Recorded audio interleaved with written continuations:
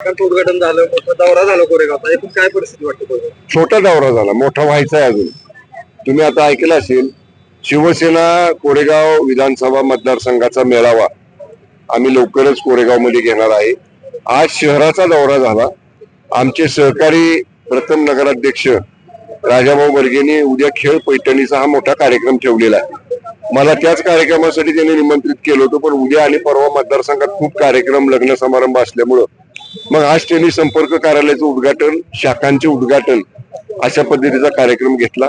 तुम्ही पाहिलं असेल, काल नियोजन झालं आणि आज किती उत्स्फूर्त प्रतिसाद कोरेगाव नगरीमध्ये लोकांनी, शिवसैनिकांनी या ठिकाणी दिलेला आहे. राजाभाऊंनी जो निर्णय आदरणीय एकनाथजी शिंदे साहेबांच्या नेतृत्वाखाली शिवसेनेमध्ये पक्ष प्रवेश करायचा घेतला, लोकांना तो रुचलेला आहे. लोकांनी त्याचं भरभरून स्वागत केलेलं आहे.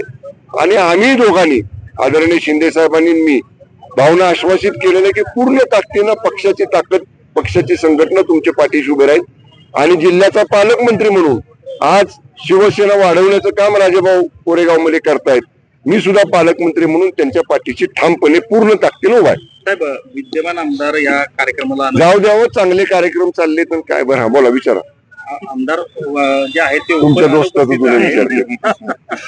आमदारांच्या अनुपस्थिती जाणवतीये. बघा, पक्षाचा कार्यक्रम आहे. मी तुम्हाला मागे सुद्धा म्हणलं, पक्षाच्या कार्यक्रमाला निमंत्रण लागत नाही. शिवसेनेचं शाखा उद्घाटन आहे, संपर्क कार्यालयाचं उद्घाटन आहे. जिथं शिवसेनेचं नाव आणि धनुष्यबाण चिन्ह असतं तिथं कुठल्याही नेत्याला, उपनेत्याला, संपर्क प्रमुखाला, जिल्हा प्रमुखाला, आमदार, खासदार, मंत्र्याला पक्षात निमंत्रणाची पद्धत आमच्यात नाही. शिवसेनेमध्ये एकदा पक्षाचा कार्यक्रम आहे म्हटलं की न बोलवता सर्व शिवसैनिकांनी हजर राहिलं पाहिजे. ही वंदनीय हिंदुराजे सम्राट शिवसेना प्रमुख स्वर्गीय बाळासाहेब ठाकरे साहेब असल्यापासूनची पद्धत आहे. त्यामुळे याच्यात काय त्यांना बोलवलं नाही बोलवलं हा विषय महत्वाचा नाही. हा पक्षाचा कार्यक्रम आहे. आम्ही सगळेजणच पक्षवाढीचं काम करतोय. ओके, चलो.